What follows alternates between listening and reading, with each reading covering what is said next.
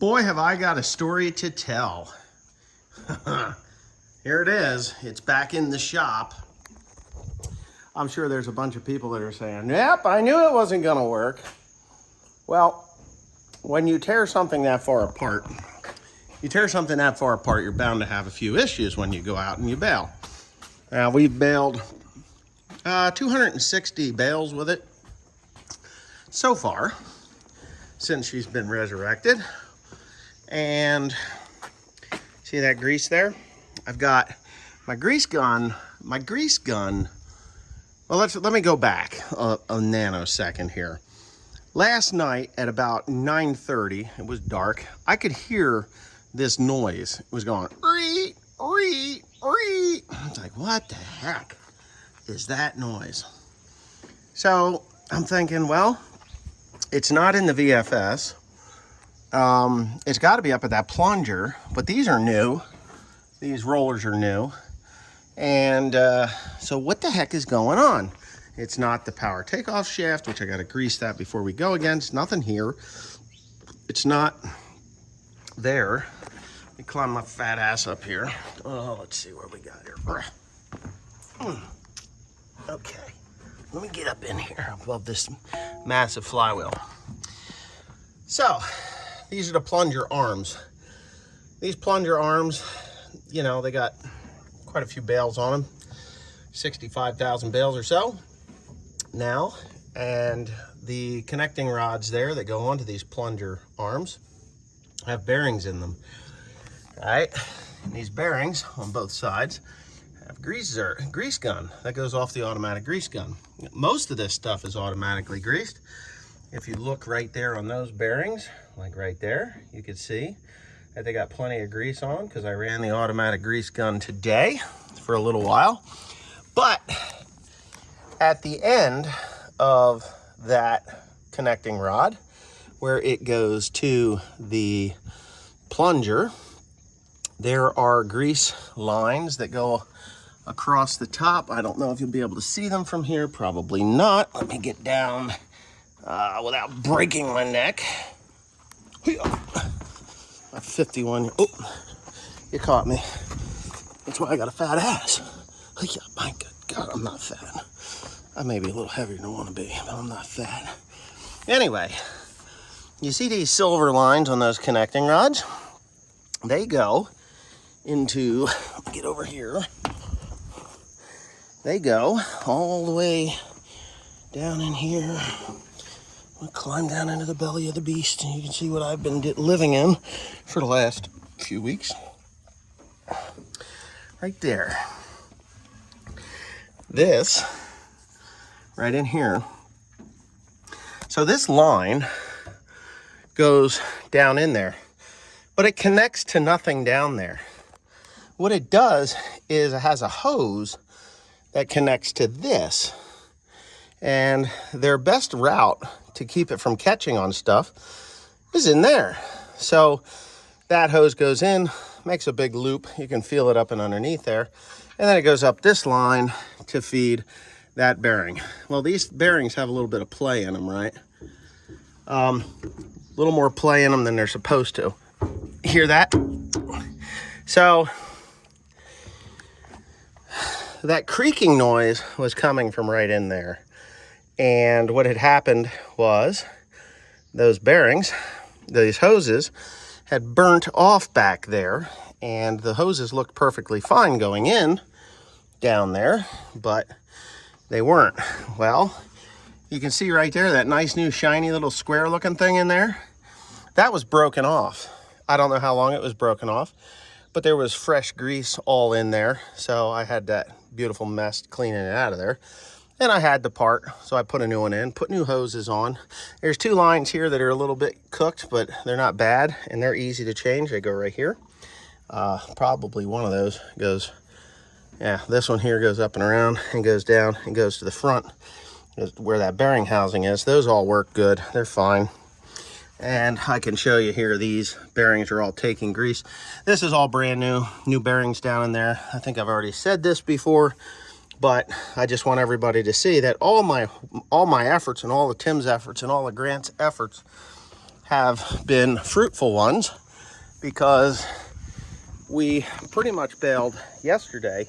Well, we did bale 210 bales flawlessly. She was on top of this thing once to address a knotter issue. It was one of these. I thought it was hung on the bill hook, never hung on the bill hook.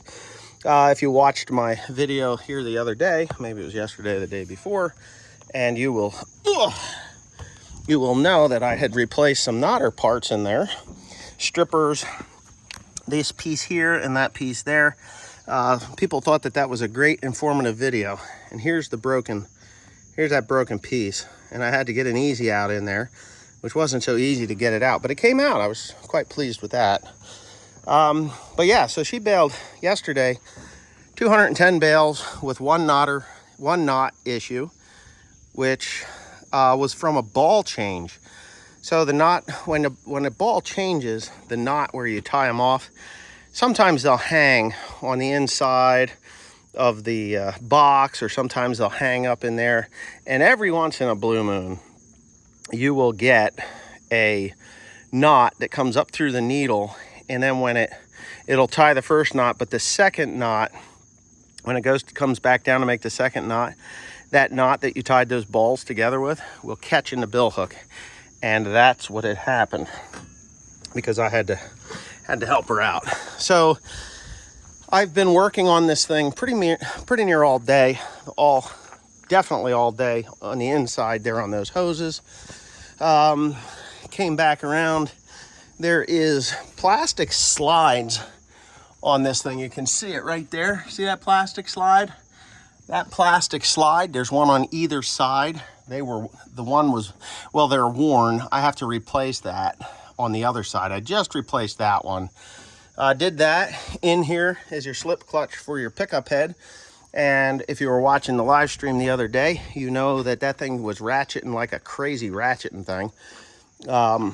And so I just took it apart a few minutes ago, went through and greased the two universal joints and the overrunning clutch, and then the what do you call that thing? Overrunning clutch. Yeah, the overrunning clutch and the slip clutch. So I had to grease all those. Grease zerks were out of two pieces. The ratchet clutch, or the slip clutch, and one of the universals had missing grease zerks. And I wanted to grease this guy here. This grease zerk here, if you're a Krone Baler owner, that grease zerk does not grease that orbital bearing. That grease zerk goes through and around, and then there's the hub for the derailing track in there. If you don't grease that thing often, you're going to wear out those bearings prematurely, and you're going to be tearing the whole baler apart to fix it. So yeah, that's now I just got done doing that, so I'm super highly anal about putting grease in that thing from this point forward. Let's see, what was the other problem that we had?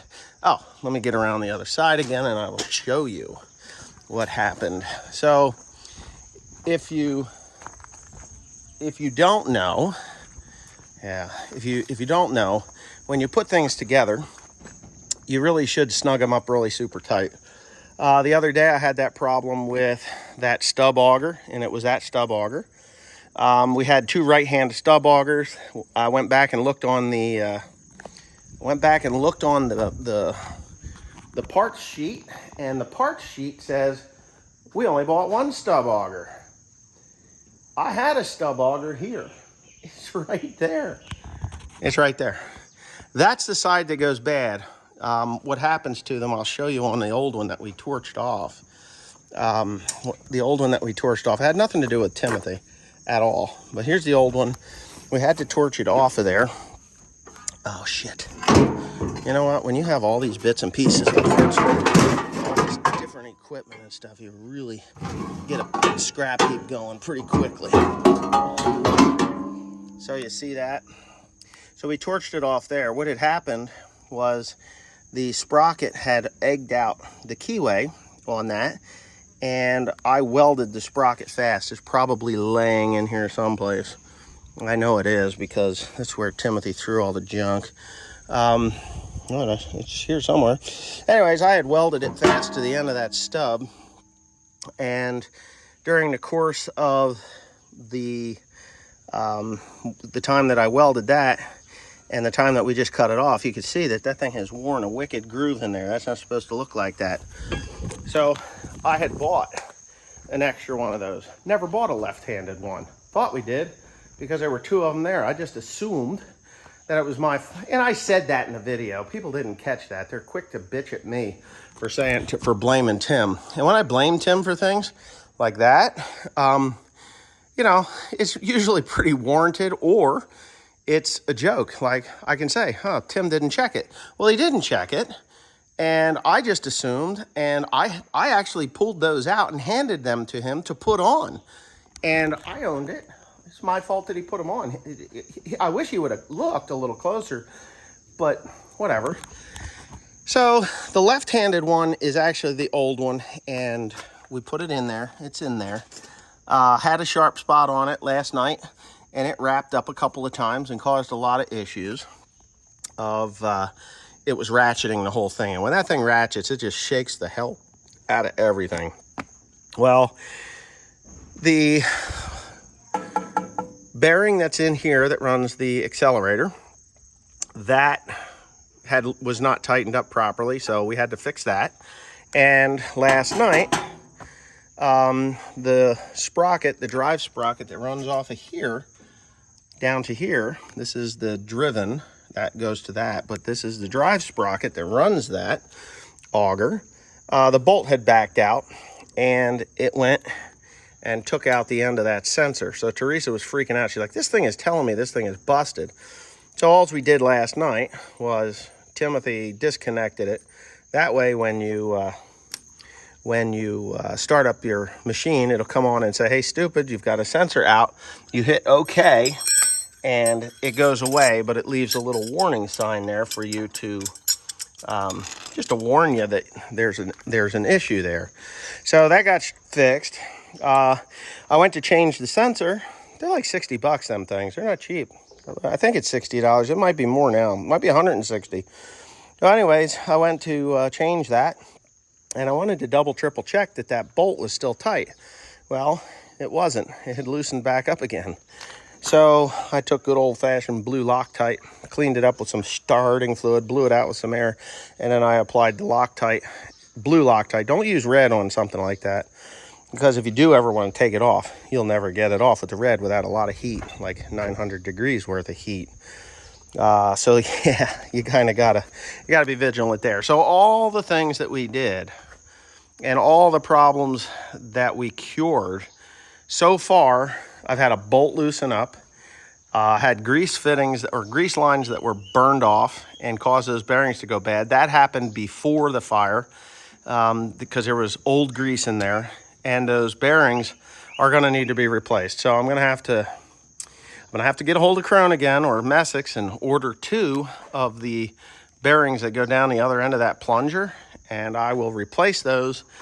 And it's not urgent, but it is going to need to be done. But I did clear the grease lines. They were on the right side, it was seized up. The left side was seized up from packed grease and dirt in there. So I got them freed up. I just took the hose lines off, put a grease zerk in the hole, and put a shit ton of pressure, about 12,000 pounds of pressure, and finally it blew out. And I was able to grease it. No more squeaking and creaking and anything like that. So that's really the Baler update. Oh, and you're probably wondering about this. So we may as well talk about Teresa a little bit. So if you notice the truck, she's got a little bit of ripplage there in the door.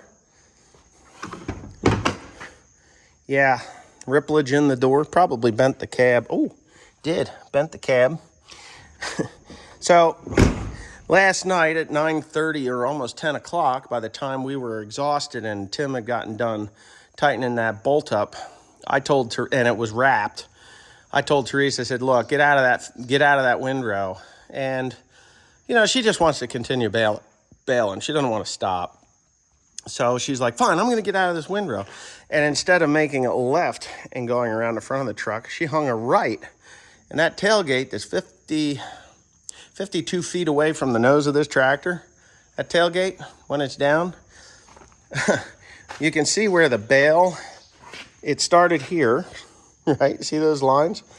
It started here, and it scrapped around, stoved in the door. It's a wonder it didn't bust the damn glass out of it.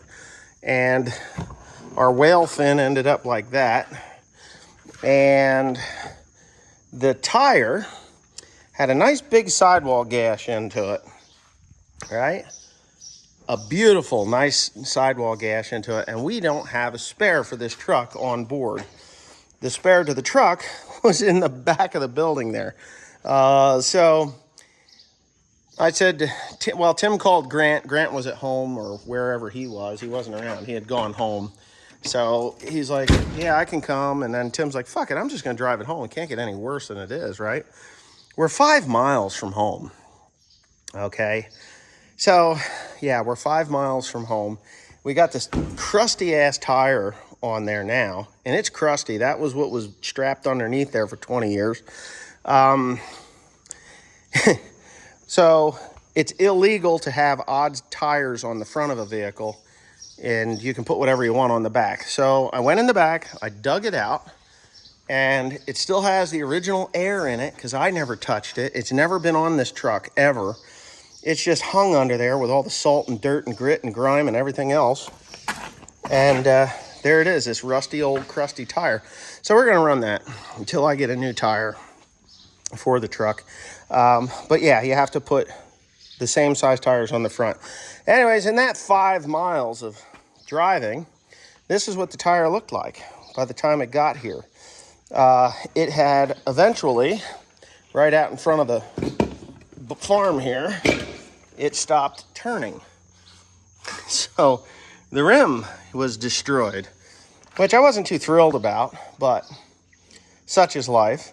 The tire then destroyed the tie rod end, but I'm not leaving a truck with somewhere between $10,000 and $20,000 worth of parts and stuff.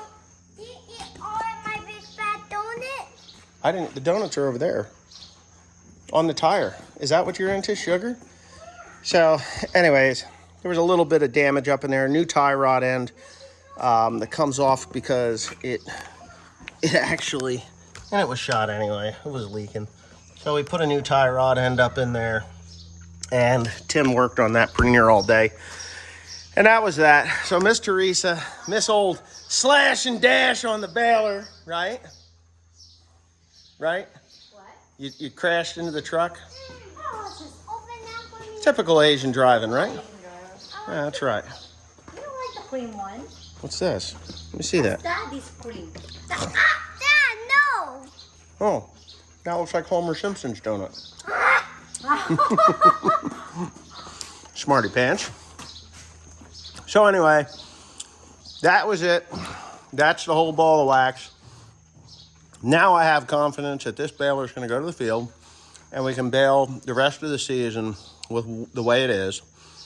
And then probably I get those bearings ordered. If we get a rainy day or whatnot, you just put the plunger against the hay in the back. You take the bolts out of that other end there, and you pull that off, and then there's a puller that you got to build to put in on the other side and pull the pins out of it, and then put the new bearings in, and then it'll be good for another 60,000, 70,000 bales. But on a different note, I've got to put these in a trailer so I can go get a 12-row corn head. 12-row folding corn head, right? 12-row folding corn head, dear? Yeah. Oh yeah, 12-row folding corn head. Indiana. Indiana, Rochester, Indiana. That's where I'm going, right? Yeah. Okay, there it is. Have a nice day. Thanks for watching, and I hope you enjoyed it.